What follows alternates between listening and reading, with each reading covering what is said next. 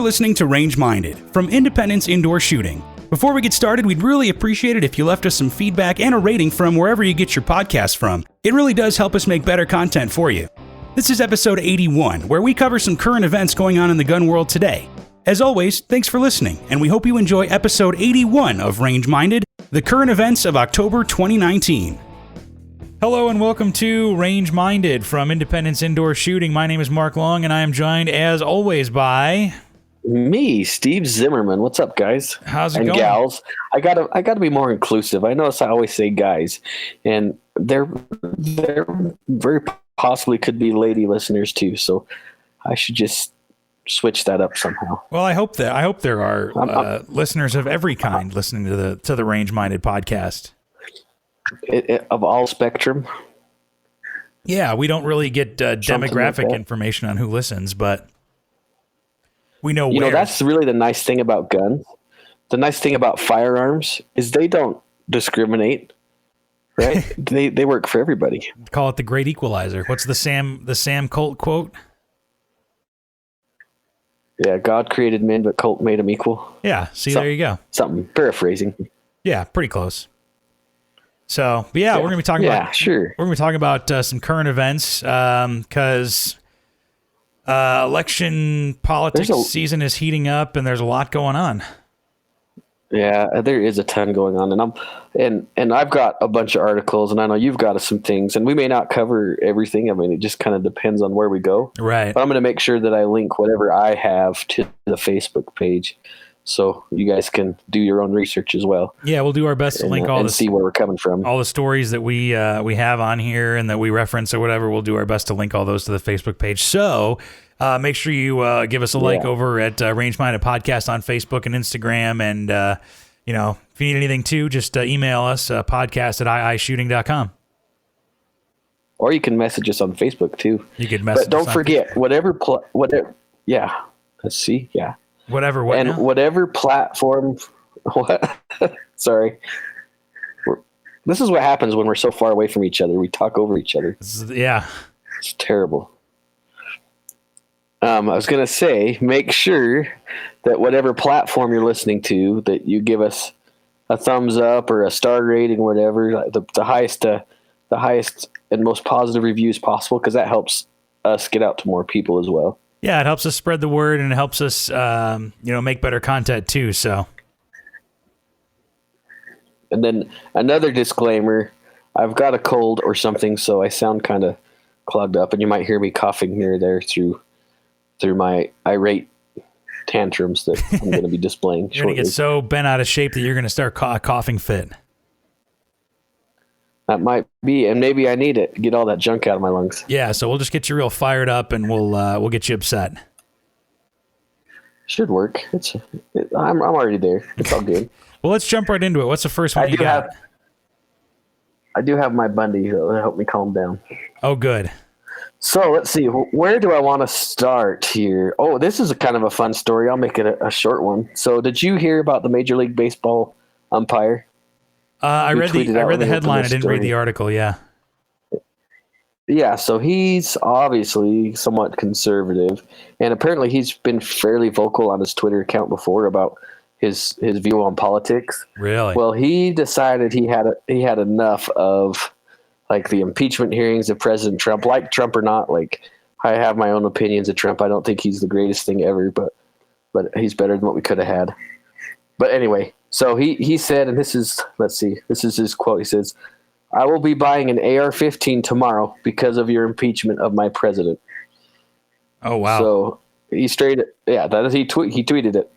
"I'm buying an AR-15 because you guys are starting a civil war," basically. Right. And obviously, Major League Baseball jumped right on top of that ASAP, right? Oh, I'm sure they were on it immediately. Immediately. And I guess there's an umpires union too, and they got involved. He deleted all of his tweets, anything that had to do with, political content. And I'm sure there's quite a bit of pressure. But needless to say, this guy's First Amendment rights were influenced by his position, or, like they said, they put a squelch on it. You can't talk that way. It's terrible. But the umpires union said, well, we appreciate everybody's freedom of speech. Oh, really? But ... Yeah, apparently not complete freedom of speech. When it comes to guns, that's where they draw the line. Yeah, it's such a controversial thing. Well, it's kind of an interesting story. Well, I'll play devil's advocate a little bit on this one because it sounds like it could be construed, especially to like the non-gun owner, that like he was planning to do something bad. You know what I mean? Yeah, I guess so. But I think like if you read through all of his tweets, it's just about them starting another civil war, and he wanted a way to defend himself. Interesting. And that's, I think, a valid thing to say, but that, makes, I think, probably a lot of people uncomfortable. Not saying that whether or not they should have, their stuff deleted or whatever, but did he get fired? I think he was recently retired, so he didn't have to go through that. But they did say he was very vocal, like he is a very vocal person. Interesting. So, and looking at his picture, he looks like he would be a vocal person. Well, that's the interesting thing between... or about social media and whatnot, is that, once you put it out there, everybody and anybody can see it. And then that's the thing about kind of text, whether it's text messaging or text on Facebook or Twitter or whatever, people are going to take it however they want to take it. There's no body language, there's no inflection with it, like a podcast or whatever, you can at least hear the inflection in our voices and the way we're speaking. But with, when you just stare at text, you're kind of left to your own interpretation. And I think anybody can say that, they've gotten a text to where it's ambiguous at best and you don't know how to interpret it, or, at worst misinterpreted a text and it went horribly awry, Right. Yeah, I've been there. I've flown off the handle about something that was completely innocuous, but yeah. And so, you have to know that, I think, going into posting anything on social media. And I think people get carried away posting everything and anything to social media. So not to say that, I don't know. I also think that people stir the pot intentionally on social media because there's really no physical repercussions. Oh, agreed, 100%. Yeah, people get mouthy on there and they'll talk trash because they know the person on the other side of the screen isn't going to hunt them down and beat the crap out of them. Yeah, the keyboard commando thing is a real thing.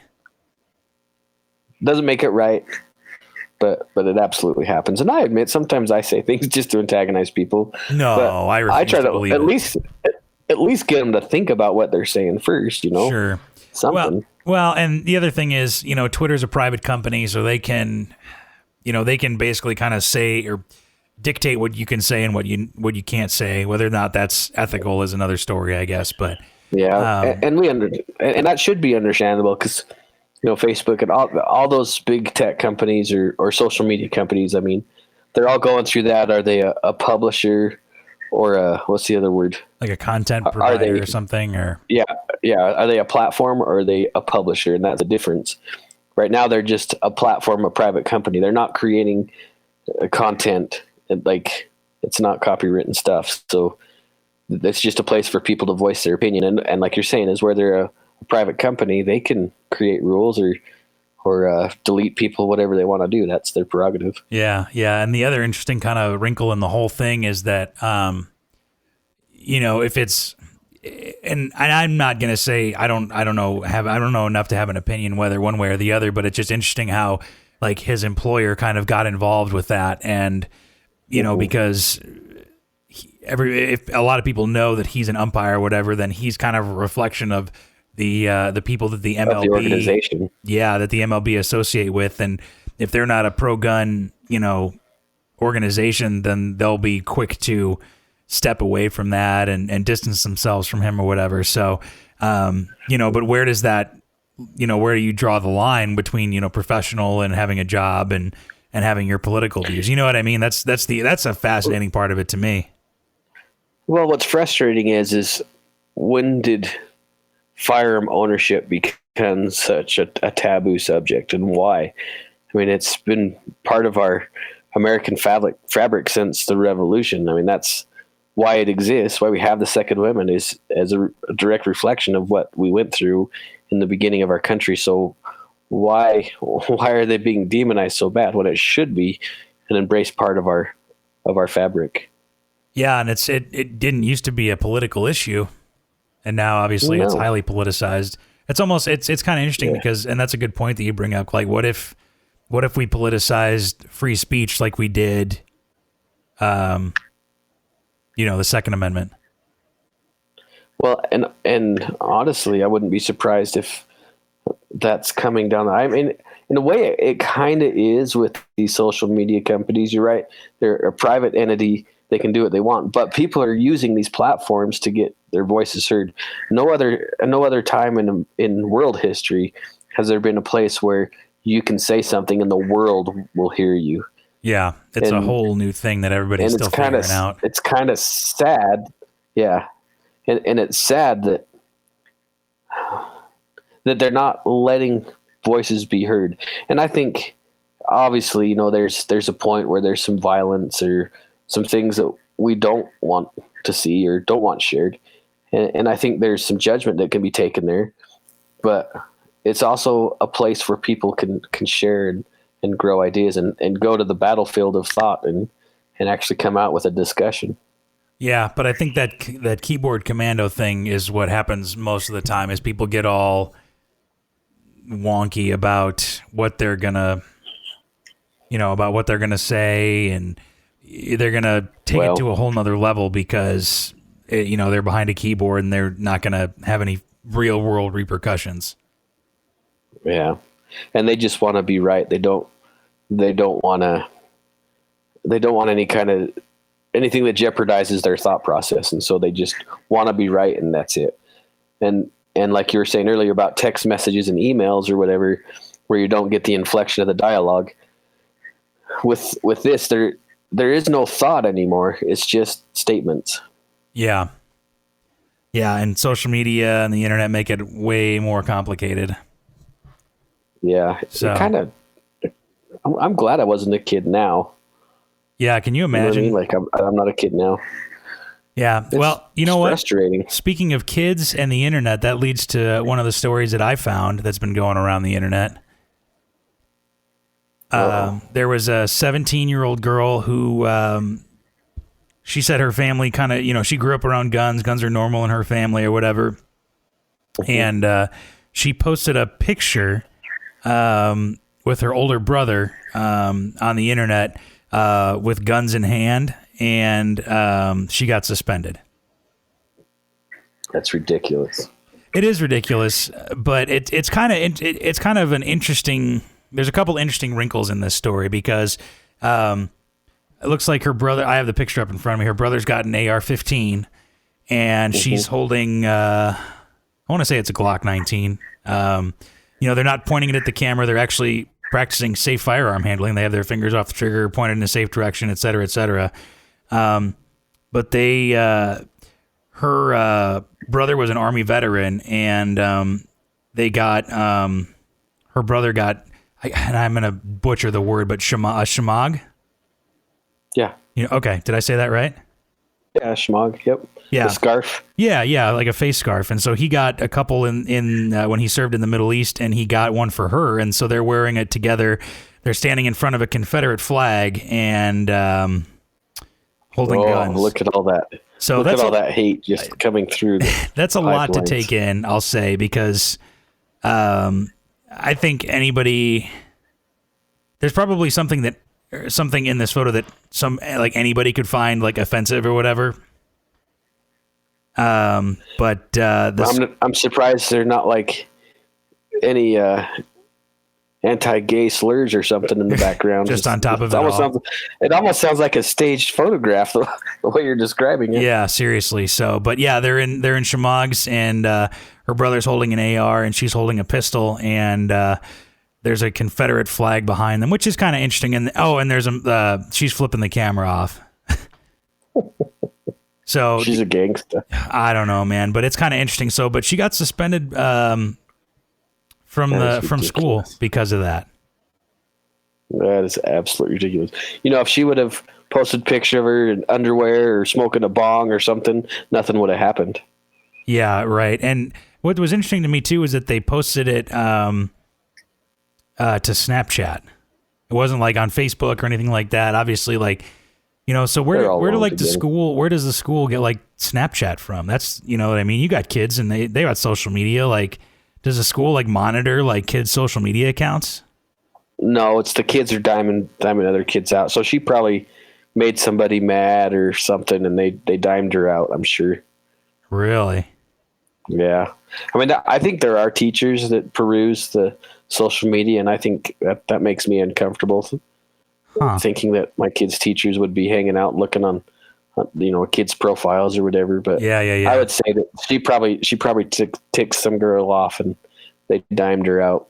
Yeah, so apparently the chief communications officer for the school district said that the girl in question involved multiple social media posts that concerned the school community and resulted in multiple parents keeping their kids home from school out of concern for safety. That is asinine. You notice that's the thing. It's always for safety. Oh, yeah. But we must keep you safe. It's interesting because it brings up that First Amendment thing again. And the other wrinkle in this one is that she's 17. Yeah.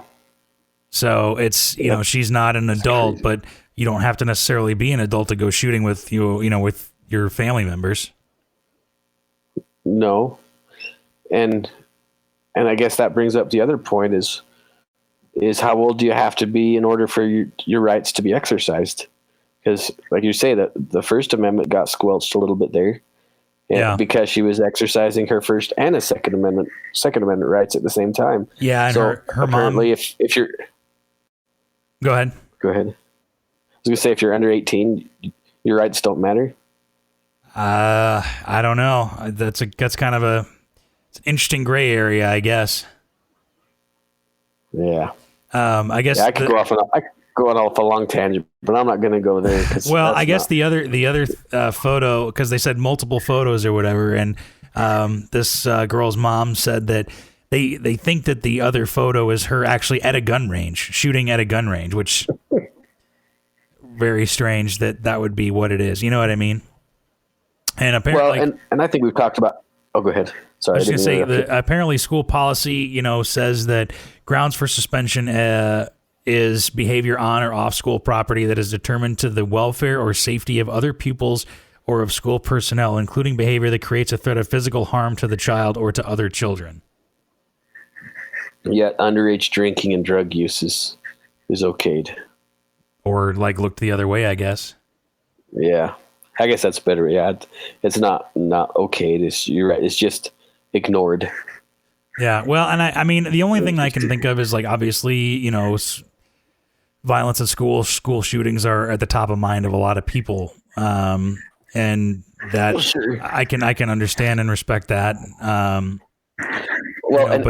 I'd feel totally different if she had made some kind of a threat. Like if she said something or, then that'd be a totally different issue. And I'd totally side with the school, but yeah.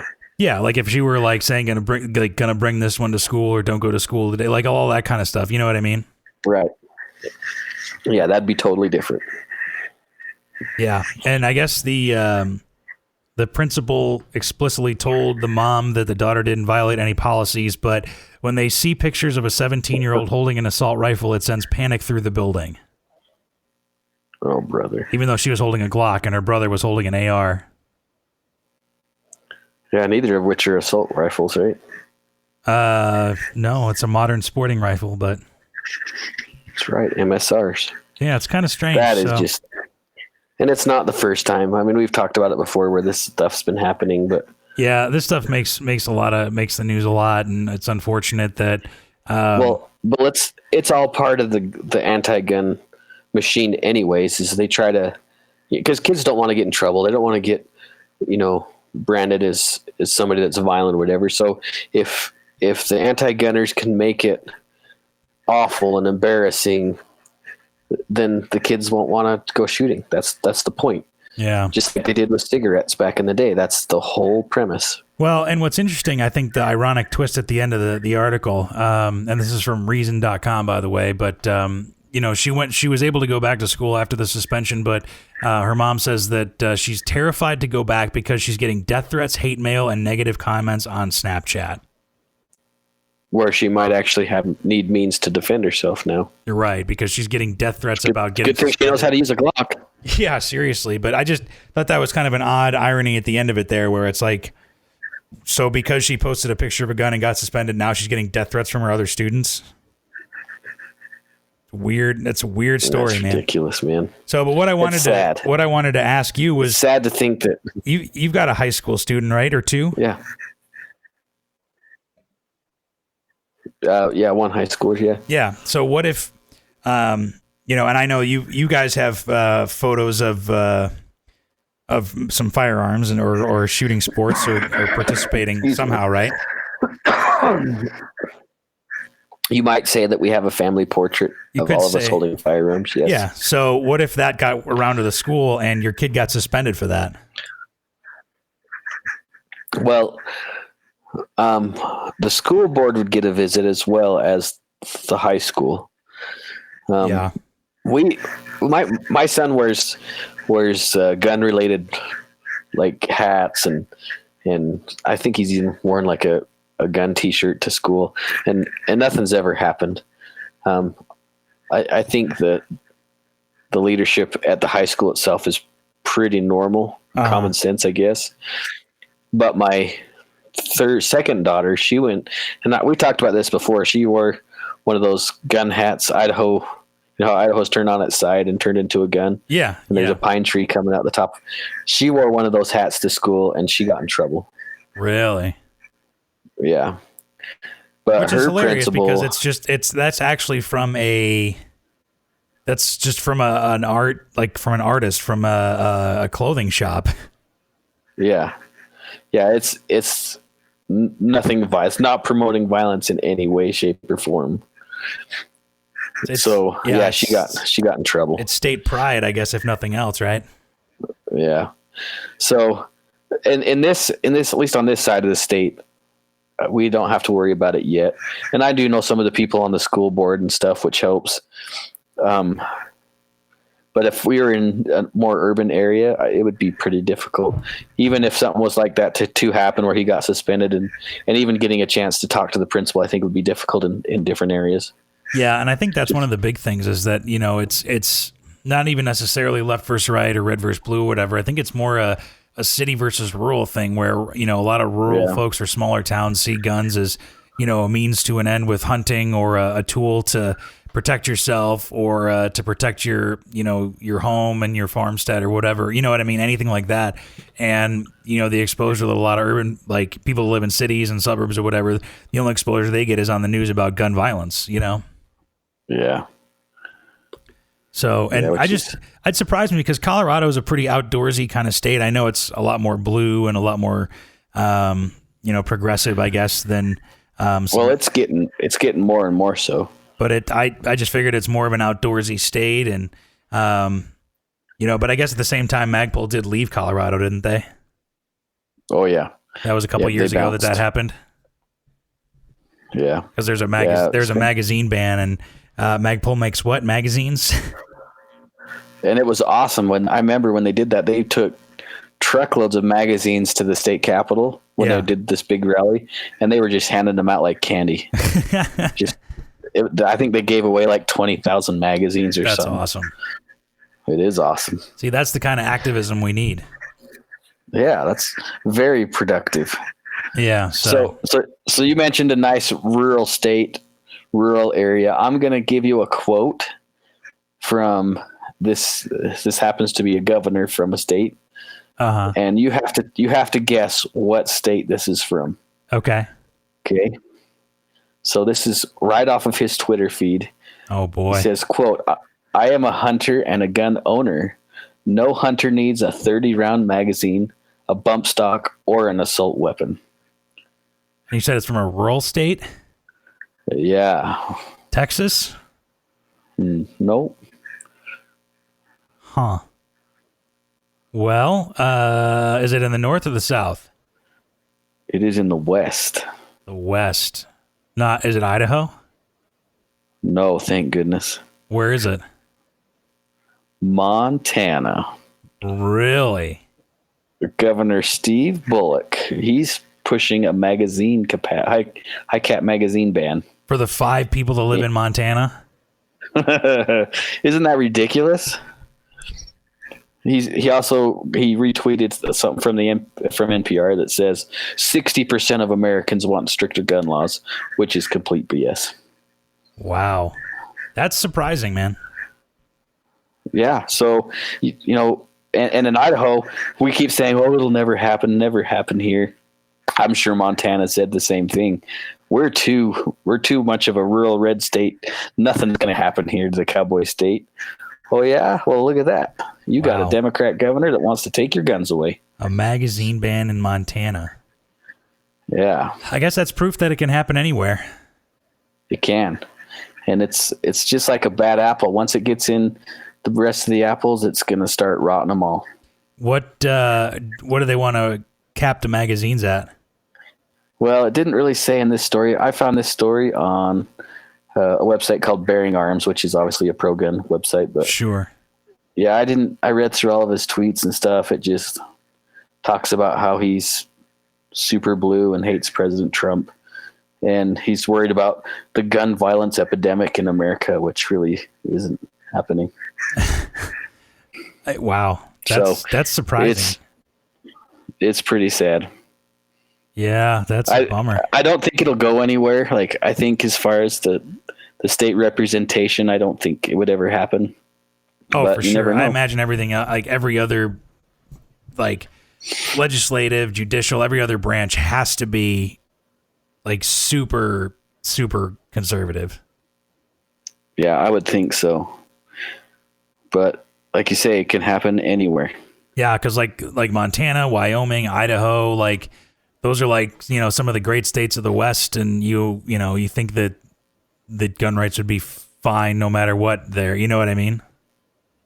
Especially because there's no like huge major city in any of those states. You know what I mean? We have Boise here, and Montana has like what? Billings and well, they have Helena. There's got to be like what, 200,000 people there. Sure, but maybe. Still, I don't know. Yeah, still a lot of other people. It's a big state, It is no bueno. Yeah, man. It hasn't been signed into law. It's still. No, he just is barking it out, thinking he's so cool. He's also trying to run for president, if that helps. Oh, really? But he's got, what did they say, like 0.03% or support or something. He's a nobody. He's got less than Beto O'Rourke. Yeah, bless his heart. Which, that segues perfectly into my next story, because he just had an interview Thursday. So this is a week ago now, about 10 days ago. When I can only imagine how awesome that was. So I didn't watch the whole thing, but he said that he expects gun owners going along with his plan to institute a mandatory buyback. One of the quotes is, "If we're able to pass mandatory buybacks and I'm able to sign that into law, then I fully expect our fellow Americans to turn in their AR-15s and their AK-47s." Which are used in so many of the crimes, right? Yeah. All 1% or 3%, which we've talked about before.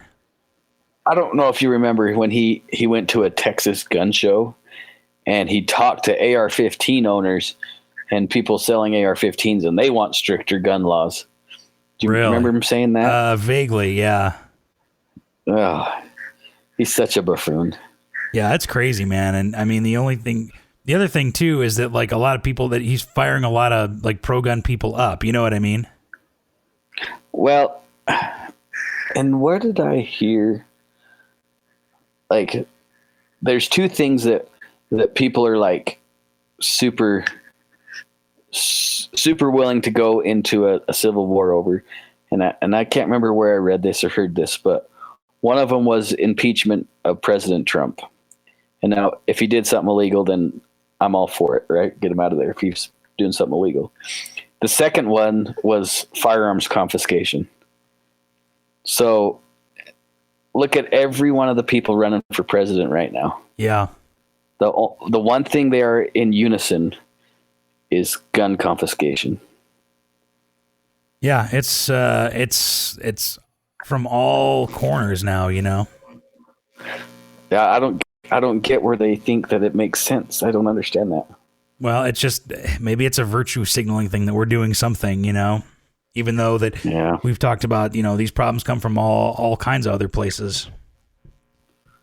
Yeah, everywhere. Yeah, it's not just, I think And I can't remember if it was Beto or somebody else was saying that we have the highest gun violence problem in the world, which is we've talked about. We've talked about those numbers. Incorrect, yeah. Very, very baseless in that suggestion. Yeah, it's crazy, man. I mean, because there's 16 million just AR-15s in circulation. Yeah, how many of those do you think are going to be willingly turned in? Maybe 1,000. Well, remember the gun, the bump stock confiscation, buyback, all that kind of stuff. Yeah, and there are places like New Jersey where it's like nobody turned in any sort of zero bump stocks. And like I said, there's 16 million ARs in circulation right now in the U.S. That's only ARs. What about AKs? And talk about other guns like the Mini 14. I mean, that's got a detachable magazine. You can put a pistol grip on it. It's a semi-automatic rifle. What makes that any different? It shoots 5.56. Well, what about just a 1022 that I can put a 30 round magazine in? Yeah, or a Glock for that matter. You can put a 33 round mag in. Oh, side note, I was doing some looking today. So, Chris Vector, right? You've heard of Vector? Yeah. The Chris Vector. Oh, yeah. Well, Chris just came out with a magazine designed for the Vector. Well, I guess it's a base plate for the Vector. Sure. But it bumps your 9mm Glock mags to 40 rounds. Oh, wow. That's How crazy. cool is that? Sorry, that just made me think of when you said high capacity. How long would that extend out of a Glock 17? I don't care, but I want one. I think it'd be just go for broke and just put it in a Glock 26. That'd be awesome. You've got more mag than gun in that regard. Yeah, try carrying it. So, but we'll end this Beto story with this quote from him. For anyone who does not turn in their weapon and is caught in possession or seen in possession one of these weapons of war, one of these instruments of terror, that weapon will be taken from them and they will be fined. And if they should persist in continuing to use and buy these weapons, then there will be other consequences in the criminal code. Yeah, bless his heart. That's crazy. Well, he said yesterday or today, somebody asked him, well, how are you going to afford to do the buyback? How can we buy back all these guns? Yeah, that's he said, idea. Well, his reply was, well, we're going to give a surcharge to the manufacturers, and that's how we're going to pay for the guns. A surcharge? Yeah, what kind of a surcharge to the manufacturers? I don't know if he's going to think he's going to levy another tax against them or whatever. And we've talked about the firearms industry is the most regulated industry in the United States. That and profit margins on guns are just minuscule anyway. Yeah. You think they're going to go for that? No. Man. He's a withering buffoon that knows he doesn't have a chance. Yeah, maybe he's just grasping at straws or something like that, but it's pretty ridiculous, man. I don't know what he's thinking. Yeah, but I don't think he thinks much. I think his brain's coated with bong resin. I think he's a loony. Yeah, man, it's nuts. So it's crazy to hear this stuff. I remember when that first Democratic debate or whatever, when he said, "Hell yes, we're going to come take your AR-15s," and think about how many people got fired up about that. You know what I mean? Yeah, they're just they know that their base is getting more and more radical. And what makes me wonder is what about the air quotes, the common sense Democrats that are out there? Because there are a lot of good Democrats that understand the purpose of the Constitution, and now they're getting alienated out by this super radical portion of their party. So I don't know what's going to happen with them. Yeah, and I think there's probably a silent moderate majority, that's not saying anything and that just sees these crazy both sides, and it's like like you said, they feel alienated by both sides now, and it's like, what do we do? And honestly, I wouldn't be surprised if they closet vote for Donald Trump. Really, you think so? I wouldn't be surprised. What makes you say because that? They know that. I just feel like some of those people know they have to answer to their constituents. Sure. And that who they represent is not echoed by the leadership in their party. There's no way. Yeah, and that's the crazy thing about, like, you know, being a gun owner and being politically minded, because you have to be as a gun owner. And it's kind of like, at this point, like, you pick like the lesser of the two evils. There's really not anybody that you can pick, you know, that staunchly supports your gun rights in either party. Yeah, what a weird time. Yeah. So, and I think that's our fault too, because I think we've voted for the lesser of two evils for many elections. Maybe just got complacent. We as in a gun community. Yeah, and but I think it's time where, you know, and I think a lot of people would agree that we kind of put any other politics to the side and just focus on gun rights, whether you're, you know, from the right or from the left or from the center or whatever, you know. Yeah. Yeah, I think it's important that people need to understand why the Constitution's there. And the Constitution supports, you know, a lot of the arguments on both sides of the aisle. But mostly it supports a republic. And that's the point. That's why they have their jobs, is because of it's a republic. Right. Oh man, we're on our soup. It makes me nervous. We're deep on our soapboxes tonight, aren't we? Yeah. We can go deeper if you want, but we can also stay on topic. Well, let's go to another story here, because we've had nothing but bad news. So let's just get some more bad news. Yeah. So you have another one? You want me to go? Sure. I guess it's my turn. It's your turn. This one is a lot of bad news. In fact, I was rather frustrated when I read this. Really? So this one comes from the Second Amendment Daily News, and I don't know where they got their information from.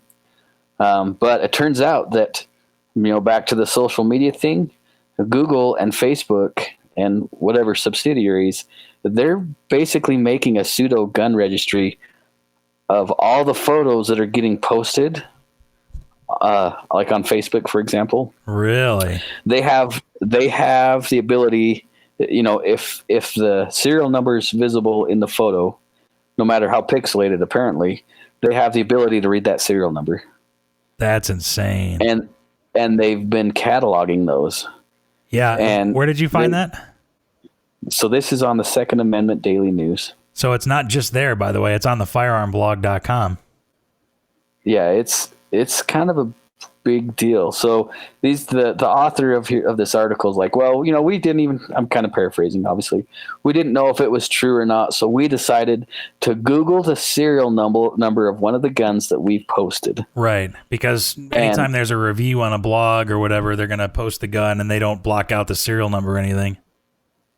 Yeah, and they didn't type in the manufacturer or the type of gun, just the serial number. Really? And then all the posts of that particular firearm came up in the Google search. That's crazy. Not a gun like it. That exact particular firearm. gun, which you can probably actually read the serial number from the photo. Super sketchy. Has anybody from Google or Facebook like said why they were doing that, or no? I didn't see anything on this report of why it's being done, but that should scare the shit out of you.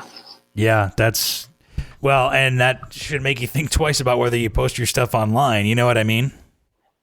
And if you post something online, that's the other thing, right? We've talked about, you made me think of something. Sorry, another little soapbox tangent. You know, I've sold guns to people like, oh, well, I don't want the government to know, blah, blah, blah. Sure. But they'll post the gun on their social media when they get home. Look what I just bought. You're an idiot. Yeah, now everybody knows, including the government. Yeah. Yeah, but especially if you've got receivers or something, you know, you take a picture of your AR and your lower receiver, if that serial number is visible, there it is. It's been documented by Google or whatever social media platform you just put it in. Right, and that photo will link back to your Facebook page or wherever. Mm-hmm. Man, that's scary. And in this article, they brought something up that I didn't even think about until, excuse me, a little bit of burp there. Think about until reading the article about this whole cataloging pseudo registry thing. Was they said that because Google can read these serial numbers, what's to say that somebody illegally manufacturing, say, another AR-15 takes that same serial number of your gun and puts it on their gun. Oh, wow. I didn't even think about that either. That it gets pretty sketchy. And then the other thing is, they kind of brought up a lot of people in satire. Like I say it all the time, right? Well, I lost that gun in a boating accident. Right. Well, are you going to lie to the cops when they come to your door? I don't have that gun. Well, you just posted a picture of you shooting out in the desert with it. Right. And we've got the serial number to prove it. So think about that, public, when you're posting pictures. If you're going to post a picture of a firearm, at least position it where there is no serial number visible. Yeah, or you can, get on the Photoshop or edit it on your phone or something like that where you can block out the serial number, You can't be too careful, man. And I think it's probably a pretty safe thing to say that Google or any of these other counterparts are accessible by the federal government for nefarious reasons too. Yeah. So it might be completely innocuous that Google's just happens to do that through some of their programming, but we get a bad person in the government, they can get all that information too, just as easy as you can Google it yourself. Yeah, man, that's scary. And it's not. They decided to try it with their suppressors too, and the exact same thing with suppressors. Really? Pulled up. Yeah. That's crazy, especially because I know that's obviously registered, through the ATF and everything, but still, yeah, just surprised. But it can be Google searched. I'm surprised that Google and Facebook know what suppressors are.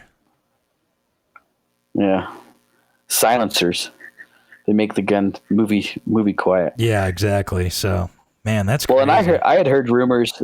I heard rumors that criminals were able to read fingerprints and duplicate fingerprints off of photos. Criminals are? Which, yeah. So there was some story. I don't know if it was. I think it was in Japan. The girl was given like a peace sign or whatever. Yeah. Well, they were able to zoom in enough on that photograph to duplicate her fingerprints. Man, that's somehow. I guess if the photo's, high quality enough, you could zoom in and see it.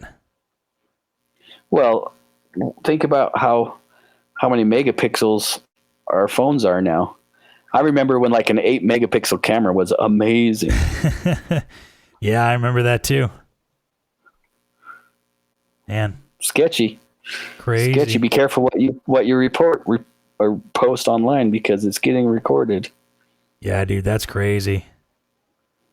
Very crazy. So, well, speaking of people using things for nefarious purposes, we could talk about that. I got a story about that. Yeah, what's up? So from Florida, I guess there's a system called the Finder system that pawnbrokers are required to use for firearms transactions. And basically what it does, they transmit the serial number and the make and model of the firearm that's trying to be pawned to the sheriff's department, just to make sure that the person pawning the gun didn't steal it. So, right, makes sense, right?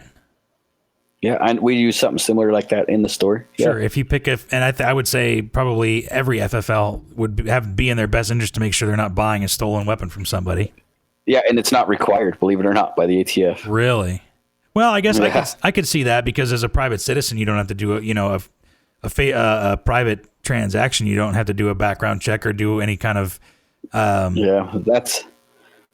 we do it out of good faith for our customers to make sure, obviously that just the same reason that's not stolen. Anyway, right. Carry on. It covers everybody's butts. So, but I guess so. This Finder system in Florida, there was a bug in it which transmitted the names and addresses of the transfers to local law enforcement, not just the sheriff's department. And however, the sheriff's department used that info to create a list of gun owners. Whoa, that's a federal offense right there. Well, in Florida, it's a felony for law enforcement agencies to keep a list of gun owners under Florida statute, whatever, 790.335. But technically, it's a federal law too. Sure, so they're probably knee deep in it at that point. Wow. But the Charlotte County State's Attorney Office in Florida said that they did not violate any laws in making that list. So how about that? That is scary. So Florida Carry, obviously a Pro 2A group in Florida is all over this. And they asked the Attorney General's office to carry out their own independent investigation. Wow. And so they found that this, like, creating a list of gun owners goes past Charlotte, this one county or whatever. And they don't know how far it goes across the state. Isn't that wild? That is super scary. Yeah. Yeah, it's wild, man. And so I guess people have been reaching out. Florida Carry's been all over this. So they've opened an investigation, and they're looking for results and trying to figure out what's going on with that. So, but hats off to Florida Carry for being on top of that, man. Yeah, man, and hopefully they can keep that momentum going, because that is terrifying. Yeah, and I mean that's not like that's not FFLs, gun owners, any problem from there. It's just you're doing your due diligence or whatever, and it's the law enforcement agencies or whatever that are taking that information, man. Wow, pretty wild. I don't know what's going on in Florida. Like, there's obviously a big movement of anti-gunners. Like, it's getting pushed hard there. Really? Yeah. Well, I have a story that kind of, in fact, I wouldn't be surprised if it goes right along with exactly what you just reported. Well, I was going to ask, do you have a Florida story? Tell me everything. I actually have 2 Florida stories, but oh boy, this one drops right into place, and it actually makes a lot of sense, because I think it's part of the exact same puzzle. Thousands of guns have been confiscated from Florida owners via their red flag law. Really? So Florida enacted red flag laws in March of 2018. So almost 2 years ago. Since then, there have been, they don't know exactly how many guns have been confiscated, but they think it's somewhere around 18 to 20,000 firearms. Really? Without due process. And what do they do with those guns? And I don't know what these guys do with them, but I've heard stories of other red flag confiscations where the sheriff's department, they'll either destroy them or they'll auction them off. From a red flag, and not even a red flag law confiscation. Yeah. So I mean, I can't say sure. It doesn't say in this article how those guns are being handled at that point. But yeah, and this article cites another article that was written somewhere in Tallahassee. I don't know if one of the newspapers or something, that they only cite, like, so they hit the whole mental health issue thing really hard. Sure. But that only covers a couple of the situations where these firearms were confiscated. Yeah. So, I mean, that's obviously the point of red flag laws, right? Well, they don't have the mental capacity, or they're going to hurt somebody or others. So, but anyway, the thousands and thousands of guns that were confiscated, all without due process, all without even being proven guilty, all on a whim, basically. And like you're with that database that's been breached, and the law enforcement over there's been using it, that would make sense why so many guns have been confiscated without anything happening. And think about this. So the Parkland school shooting, yeah, that kid had the cops called on him multiple times, really, over and over and over again, and they didn't do anything. Mm-hmm. But here somebody says, hey, this guy's a military vet, I'm worried. He's got guns, and they show up and take his stuff without him even doing anything. Man, that's crazy. Well, and I'm just so surprised, like, they don't hold on to him, because that's what people say, like, about that are proponents of red flag laws. So it's like, well, we'll just take him for now, and we police can hold on to him or whatever. But if you're found, innocent, you'll get him back or whatever. But they're just straight up destroying somebody's private property, pretty much. Destroying or disposing of them without compensation, or which is a constitutional violation. Yeah, that's crazy. Yeah, they're not.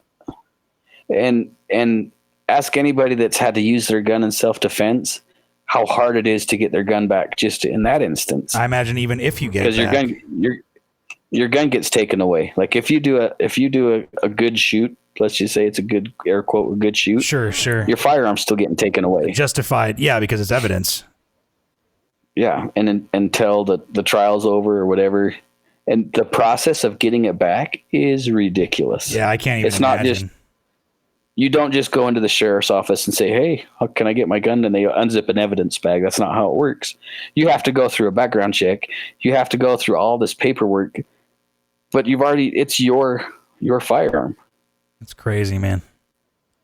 Absolutely crazy. It's scary. Yeah. So, well, do you have any good news? You know what's awful is I didn't find any good news other than I guess we could talk about the new Hellcat. That's kind of interesting news. Sure. Tell me all about it. I don't know if you saw it. You saw Springfield, maybe you did. Springfield came out with a new sub micro compact, whatever you want to call it. Yeah. That looks oddly similar to the SIG 365. Have you seen it yet? Have you seen that gun at all? Yeah. Now that you mention it, yeah. It looks remarkably like the 365. Yeah, I wonder where they got the idea from. There was rumor that like somebody from SIG had quit And in the midst of designing, and then went over to Springfield. That's fun. That may or may not be. I don't know. That's just complete hearsay. But sure. The one nice thing is it's got the biggest factory round capacity of a gun that size, which is 13 rounds. Yeah, it's more than the SIG, right? Mag.